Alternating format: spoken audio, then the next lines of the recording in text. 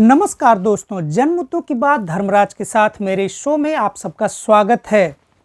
Social media पर पूरे देश में लोग अपनी अपनी भाषा में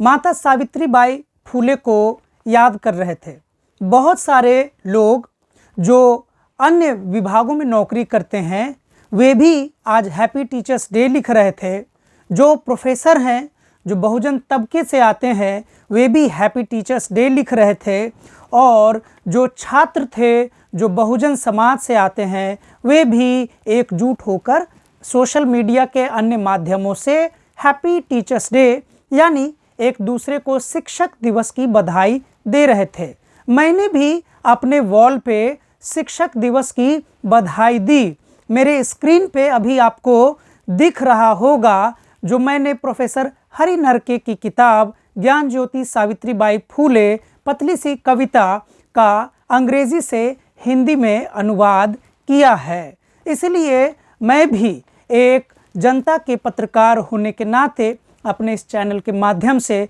कहना चाहता हूँ सरकार से, भारत सरकार के शिक्षा मंत्री से अपील करना चाहता हूँ कि वे 5 सितंबर को जो भारत में शिक्षक दिवस मनाया जाता है उसे बदलकर 3 जनवरी को शिक्षक दिवस घोषित करें। क्योंकि कोई भी दिवस जो घोषित किया जाता है उसका एक तार्किक कारण होना चाहिए। कम से कम उसका एक ऐसा कारण तो होना ही चाहिए जो विवादों से घिरा हुआ न हो। और सबसे बड़ी बात कि कोई भी दिवस जब हम घोषणा करें तो उसमें यह ज़रूर ध्यान रखें कि उससे जिस उद्देश्य से यानी समाज को प्रेरणा देने के उद्देश्य से अगर किसी दिवस को घोषणा किया जा रहा है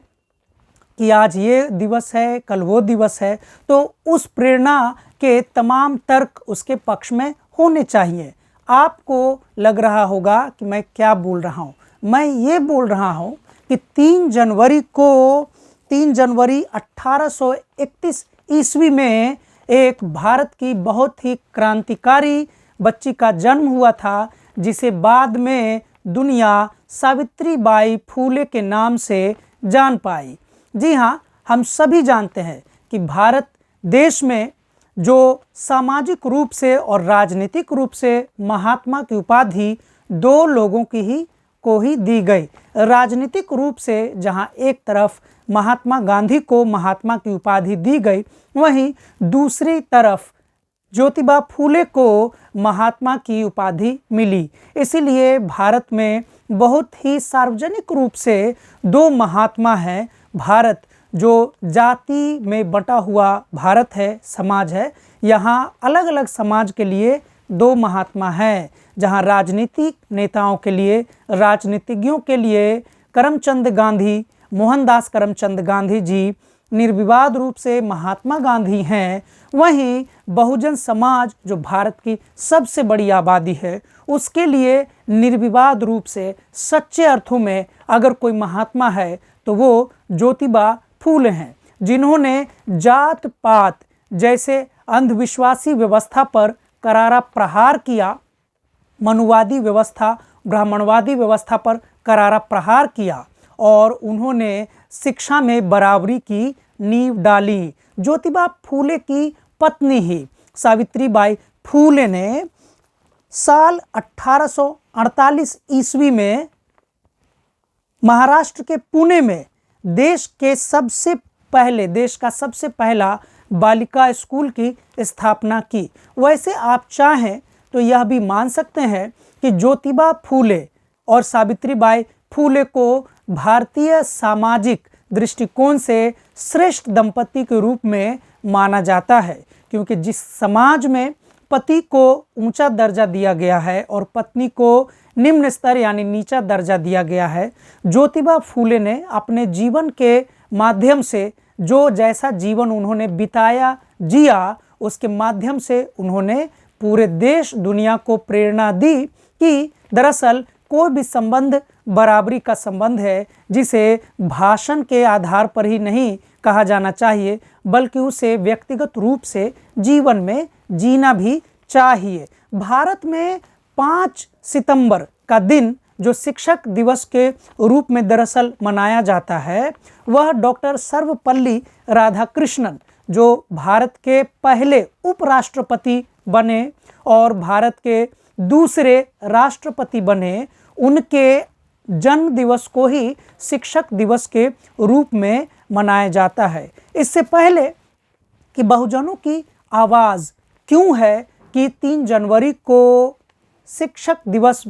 घोषित किया जाना चाहिए और 5 सितंबर को ख़त्म कर देना चाहिए, तो आइए इसके पहले के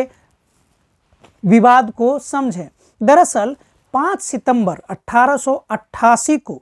डॉक्टर सर्वपल्ली राधाकृष्णन का जन्म हुआ था। याद कीजिए 1888 को, जबकि 1848 में पहले ही फूले दंपति ने बालिकाओं के लिए महाराष्ट्र के पुणे में बालिका स्कूल की स्थापना कर दी थी और वे कोई वेतन भोगी शिक्षिका भी नहीं थी, बल्कि पूरे सामाजिक विरोध के बावजूद, जहां पर महिलाओं को स्कूल भेजने की आज़ादी नहीं थी, जहां पर सामाजिक रूप से लड़कियों को पढ़ाने पर प्रतिबंध था, उस प्रतिबंधों से टकराते हुए, भिड़ते हुए, लड़ते हुए बालिका स्कूल की स्थापना फूले दंपति ने की, जिसकी प्रथम शिक्षिका सावित्रीबाई फूले बनी थी। और जो रोज़ उनके बारे में आपने कहानियाँ सुनी होंगी कि जब वह अपने घर से स्कूल के लिए निकलती थी तो समाज के लोग, यानी जो लड़कियों की शिक्षा के विरोध में थे, वे लोग उन पर कीचड़ उछाला करते थे और सावित्रीबाई फूले इस कीचड़ उछालने की समस्या से निजात पाने के लिए, निपटने के लिए उन्होंने उनसे लड़ने के बजाय 2 साड़ी लेकर एक पहन कर जाती थी और एक एक्स्ट्रा लेकर जाती थी कि अगर कोई उनके रास्ते में उनके साथ उनके कपड़ों पर कीचड़ उछालेगा तो वापस स्कूल में जाएंगी, दूसरा साड़ी पहन लेंगी, लेकिन फिर भी समाज में बच्चियों को, लड़कियों को जरूर पढ़ाएंगी। लेकिन शिक्षक दिवस सावित्रीबाई फूले पर न होके राधाकृष्णन जी के नाम पर मनाया जाता है। हालांकि राधाकृष्णन जी का जन्म तिरुत्तनी तमिलनाडु में हुआ। डॉक्टर राधाकृष्णन भी बहुत बड़े विद्वान के रूप में जाने जाते हैं, फिलॉसफी के प्रोफेसर थे, दार्शनिक थे, जिन्हें भारत का पहला उपराष्ट्रपति और दूसरा राष्ट्रपति बनने का भी गौरव प्राप्त हुआ। जब 1962 में, हालांकि आइए समझते हैं कि एनडीटीवी के एक लेख के अनुसार जो 2 सितंबर 2023 को छपा, और यह बात तो विकिपीडिया पर भी सार्वजनिक रूप से लिखी हुई है कि जब 1962 में डॉक्टर राधाकृष्णन राष्ट्रपति बने तब उनके कुछ विद्यार्थियों ने उनका जन्मदिन मनाने का आग्रह किया। हालांकि डॉक्टर राधाकृष्णन ने इसे उत्सव को एक शिक्षक दिवस के रूप में मनाने को कहा। उसके बाद से यह दिन शिक्षक दिवस के रूप में पूरे देश में मनाया जाने लगा। जाहिर सी बात है कि डॉक्टर राधाकृष्णन एक शिक्षक थे, शायद इसीलिए उन्होंने आदर्शवादी शिक्षक की भूमिका निभाते हुए शिक्षकों को पूरे देश में सम्मान दिलाने के उद्देश्य से ऐसा कहा होगा कि मेरे जन्मदिन के उत्सव को क्यों न शिक्षक दिवस के रूप में आप लोग मनाएं। तब सवाल है कि क्या वे सच में एक आदर्शवादी शिक्षक के मापदंड पर खड़े उतरते हैं? अगर इसकी शिनाख्त करते हैं, जो कि सार्वजनिक रूप से राधाकृष्णन जी के जीवन के बारे में सब जगह लिखा जाता है, पढ़ा जाता है कि डॉक्टर राधाकृष्णन भारतीय दर्शन शास्त्र की दुनिया के एक महान दार्शनिक और शिक्षक के रूप में जाने जाते हैं। 1931 से 1936 तक वे आंध्र प्रदेश के कुलपति भी थे। बाद में 1939 में बनारस हिंदू विश्वविद्यालय के भी कुलपति बने। दरअसल विकिपीडिया जैसे सार्वजनिक रूप से आसानी से उपलब्ध वेबसाइट तक में इस विवाद का जिक्र है कि द मॉडर्न रिव्यू के जनवरी 1929 के अंक में बंगाल के ही एक दार्शनिक, जो उनके विद्यार्थी भी थे, जादूनाथ सिन्हा ने अपने शिक्षक यानी सर्वपल्ली राधाकृष्णन जी पर के खिलाफ दावा किया, आरोप लगाया कि उनकी thesis Indian psychology of perception, जो 1925 में प्रकाशित हुई थी, को उनके ही शिक्षक ने अपने सबसे मशहूर किताब इंडियन फिलॉसफी के दूसरे वॉल्यूम के एक चैप्टर में the yoga system of Patanjali में कॉपी कर लिया, प्लेजराइज कर लिया, नकल कर लिया, जो 1927 में प्रकाशित हुआ। हालांकि उसी विकिपीडिया में आगे चलकर यह भी सूचना दिया हुआ है, यह भी लिखा हुआ है कि दरअसल जादूनाथ सिन्हा के इस दावे के बाद डॉक्टर राधा कृष्णन ने जादूनाथ सिन्हा पर मानहानि का दावा किया और जादूनाथ सिन्हा ने भी डॉक्टर सर्वपल्ली राधाकृष्णन पर मानहानि का दावा किया, जो 1933 के मई में सुलझा लिया गया। हालांकि किन शर्तों पर दोनों ने अपने इस मानहानि के दावों के आरोप को एक दूसरे के खिलाफ वापस लिया, अभी तक सार्वजनिक रूप से यह बातें खुलकर नहीं सामने आई हैं। अब आते हैं कि सर्वपल्ली राधाकृष्णन पर यह जो आरोप है, क्या ऐसा संभव है कि इतने बड़े विद्वान के खिलाफ जो आरोप लगाया गया होगा सही रहा होगा? इसकी पुष्टि तो आने वाले समय में इतिहासकार ही कर सकते हैं, लेकिन इतना तो तय है कि भारतीय विश्वविद्यालयों की जो स्थिति है, यानी प्लेजरिज्म की जो स्थिति है, चोरी की, थीसिस चोरी की जो स्थिति है, बड़े बड़े विश्वविद्यालयों में बड़े बड़े शिक्षकों पर लगातार कई मुकदमे कोर्ट में है, जिसमें यह बार बार सामने आता है कि किसी शिक्षक ने अपने ही छात्र के मटेरियल को लेकर अपने नाम से छपवा लिया और उसके लिए उन्हें कोई पुरस्कार मिल गया, या वे किसी विश्वविद्यालय के कुलपति बन गए, या उनका प्रमोशन हो गया। सवाल है कि डॉक्टर सर्वपल्ली राधाकृष्णन जी के जन्मदिन को शिक्षक दिवस के रूप में मनाया जाना कितना तार्किक है? तो यह बात तो समझी जा सकती है, इसका विश्लेषण किया जा सकता है कि जिस ज़माने में भलमनसाहत में डॉक्टर सर्वपल्ली राधाकृष्णन ने अपने जन्मदिवस को शिक्षक दिवस के रूप में मनाने को कहा होगा, जाहिर सी बात है कि उनके मन में शिक्षकों के प्रति एक विशेष प्रेम स्नेह रहा होगा, क्योंकि वे खुद भी एक शिक्षक से राष्ट्रपति बने थे। लेकिन हमें यह नहीं भूलना चाहिए कि कोई भी अगर पूरे देश में दिन एक दिवस के रूप में सार्वजनिक रूप से घोषित किया जा रहा है, तो इसका मतलब है कि फिर उसकी छानबीन भी जरूरी है, और कम से कम कोई आरोप न भी हो, फिर भी ऐसे व्यक्ति के नाम पर कोई दिवस घोषित होना चाहिए जिनसे वास्तव में प्रेरणा ली जा सके। अगर हम देखते हैं कि शिक्षक दिवस घोषित किए जाने का तर्क यह है कि कोई शिक्षक राष्ट्रपति हो जाने से वह महान शिक्षक हो जाता है, तब तो हमें भी ऐसा लगता है कि हम कहीं ना कहीं शिक्षक की नहीं बल्कि सत्ता की पूजा कर रहे हैं, शक्ति की पूजा कर रहे हैं, बल की पूजा कर रहे हैं। क्योंकि सर्वपल्ली राधाकृष्णन अगर प्रोफेसर रहते हुए ही उनके बर्थडे को, उनके जन्मदिन को शिक्षक दिवस के रूप में घोषित कर दिया जाता, तब भी बात शिक्षक के सम्मान की होती। लेकिन अगर हम तार्किकता का सहारा लें तो हम पाते हैं कि डॉक्टर सर्वपल्ली राधाकृष्णन का जन्मदिन उनके प्रोफेसर रहते हुए नहीं बल्कि उनके प्रेसिडेंट बनने के बाद हुआ है, यानी उपलब्धि के बाद हुआ है। जहां तक हम उपलब्धि की बात करते हैं तो जिस भारत में सबसे बड़ी आबादी एक समय में शिक्षा से वंचित रखी गई थी, उस देश में शिक्षा के द्वार तक पहुंचना भी अपने आप में एक बड़ा संघर्ष है। ऐसे में अगर वास्तव में सरकार चाहती है कि भारत के पूरे लोग, भारत के सभी नागरिक शिक्षक दिवस में शिक्षक होने की प्रेरणा लें, अपने शिक्षकों से प्रेरणा लें और शिक्षकों के संघर्ष को समझें, तो सबसे पहले भारत सरकार को यह करना चाहिए कि एक ऐसे शिक्षक के नाम पर शिक्षक दिवस की घोषणा हो जिनके स्मरण मात्र से ऊर्जा का संचार हो, जिनके स्मरण मात्र से एक प्रेरणा का संचार हो। लेकिन हम देखते हैं कि कहीं से भी डॉक्टर सर्वपल्ली राधाकृष्णन, जो खुद एक समृद्ध परिवार में जन्म जिनका हुआ था और उनके परिवार में सारे लोग शिक्षित थे, उनके परिवार में कहीं शिक्षा के प्रति कोई दुराग्रह भी नहीं था। ऐसे में अगर बहुजन तबके के यहाँ से वर्षों से आवाज़ उठ रही है कि 3 जनवरी यानी माता सावित्रीबाई फूले के जन्मदिन को, जिनके 1848 में यानी कि सर्वपल्ली राधाकृष्णन जी के जन्म से बहुत साल पहले महाराष्ट्र के पुणे में ही सही इस लड़कियों के लिए स्कूल खोलने का, बालिका स्कूल खोलने का श्रेय जाता है, तो क्यों ना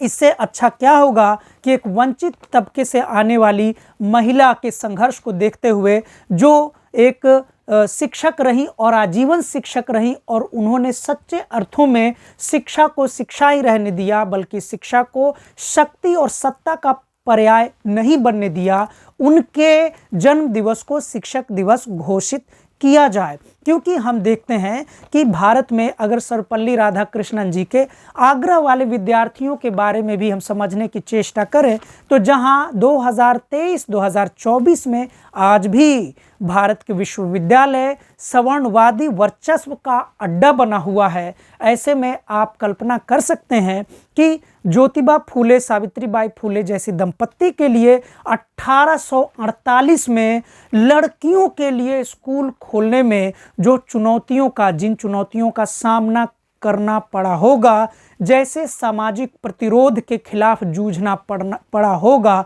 उस संघर्ष की तो आज हम कल्पना भी नहीं कर सकते हैं। जहां 2024 तक में भारत के विश्वविद्यालयों में ऐसे बहुत सारे प्रसंग आ रहे हैं, आरोप आ रहे हैं, जहां पर लड़कियों को पीएचडी की थीसिस नहीं दी जा रही है, सुपरवाइज़र यानी कि उनके शोध निर्देशक बदतमीजी कर रहे हैं। बहुत सारे विश्वविद्यालयों में आए दिन ऐसी खबरें आती रहती हैं कि बहुत सारे शोध निर्देशकों पर उनके छात्र छात्राओं ने ही भेदभाव का, जातिगत भेदभाव का या उत्पीड़न का आरोप लगाया है। ऐसे में आप खुद सोच सकते हैं कि अगर वास्तव में किसी दिन को शिक्षक दिवस घोषित किया जाए ताकि भारत के आम नागरिक शिक्षक दिवस को प्रेरणा का दिन मान सकें, तो हमें भी लगता है कि 3 जनवरी को ही, यानी सावित्रीबाई फूले जी की जयंती को ही भारत सरकार को शिक्षक दिवस के रूप में ऑफिशियली, औपचारिक रूप से घोषणा जल्द से जल्द करना चाहिए। हालांकि बहुत दुख का विषय है कि भारत में सभी राज्य के मुख्यमंत्री, खुद प्रधानमंत्री, भारत के प्रधानमंत्री बार बार चीख कर मंचों से लंबी चौड़ी बातें करते हैं, घोषणा करते हैं कि बेटी बचाओ बेटी पढ़ाओ, लेकिन वर्षों से बहुजन समाज से आवाज़ आ रही है कि भारत में शिक्षक दिवस अगर किसी के नाम पे होना चाहिए तो एक बेटी के नाम पे होना चाहिए, माता सावित्रीबाई फूले के नाम पर होना चाहिए। लेकिन भारत सरकार के कानों पर अभी तक जूं तक नहीं रेंग रही है। पता नहीं बहुजनों की आवाज़ को भारत सरकार कब सुनेगी, लेकिन इतना तो तय है कि भारत सरकार में, यानी भाजपा सरकार से पहले, मोदी जी की सरकार से पहले भी जितनी सरकारें रही हैं, उन्होंने भी बहुजनों की आवाज़ को ठंडे बस्ते में फाइलों के नीचे दबा दिया और आज भी मोदी सरकार में दबाया जा रहा है। हम सभी जानते हैं कि महात्मा गांधी से लेकर बड़े बड़े विचारकों ने अपने मत दिए हैं और उन्होंने कहा है कि अगर आप एक लड़के को पढ़ाते हैं तो आप सिर्फ एक लड़के को पढ़ाते हैं, लेकिन यदि आप एक महिला को शिक्षित बनाते हैं, एक लड़की को शिक्षा देते हैं, इसका मतलब है कि आप पूरे परिवार को शिक्षा दे रहे हैं, पूरे समाज को शिक्षा दे रहे हैं। हमें यह नहीं भूलना चाहिए कि बिहार के मुख्यमंत्री श्री नीतीश कुमार जब पहली बार 2005 में सरकार में आए थे तो उन्होंने जितनी भी योजनाएं लागू की थी वे सभी बालिका के समर्थन में थी। बालिकाओं को वो सारी नीतियां ऐसी बनाई गई थी ताकि लड़कियां खुशी से स्कूल जा सके, उन्हें साइकिल दिए जाने का प्रावधान किया गया। बल्कि देखें तो बहुत सारे दक्षिण भारत के राज्यों में और उत्तर भारत में, बिहार में ऐसी कई योजनाएं हैं जिसमें सीधे सीधे लड़कियों को कभी एकलौती बेटी के नाम पर, कभी मैट्रिक फर्स्ट डिवीज़न होने के बाद या बीए में फर्स्ट डिवीज़न होने के बाद एक बहुत अच्छी राशि पुरस्कार स्वरूप उदाहरण के रूप में दिया जाता है, ताकि भारत के परिवार, बिहार के परिवार, भारत के अन्य राज्यों के परिवार शिक्षा, यानी कि लड़कियों की शिक्षा के महत्व को समझें और बालिकाओं को, लड़कियों को स्कूल भेजने के लिए उत्साहित हों, प्रोत्साहित हों। मुझे नहीं पता है कि आप मेरी इस बात को कितनी गंभीरता से लेंगे, लेकिन बहुजनों की वर्षों की आवाज़ को आज के दिन पूरी जनता तक पहुंचाना, समाज तक पहुंचाना और भारत सरकार तक पहुंचाना मेरी जिम्मेदारी के रूप में मैंने ली और मैंने इस वीडियो के माध्यम से अपनी जिम्मेदारी को निभाया। अब इस वीडियो को आप इतना शेयर कीजिए कि भारत सरकार तक यह वीडियो पहुंचे और भारत सरकार के शिक्षा मंत्री और प्रधानमंत्री मोदी आने वाले 3 जनवरी को, इस 3 जनवरी तक तो कुछ नहीं हो पाया, आने वाले 5 सितंबर को शिक्षक दिवस के रूप में से औपचारिक घोषणा कर हटाएं और 3 जनवरी को शिक्षक दिवस के रूप में मनाने के लिए औपचारिक घोषणा करें। मैं आपके मुद्दों को अपने इस चैनल के माध्यम से उठाऊंगा। तब तक के लिए शुक्रिया, धन्यवाद।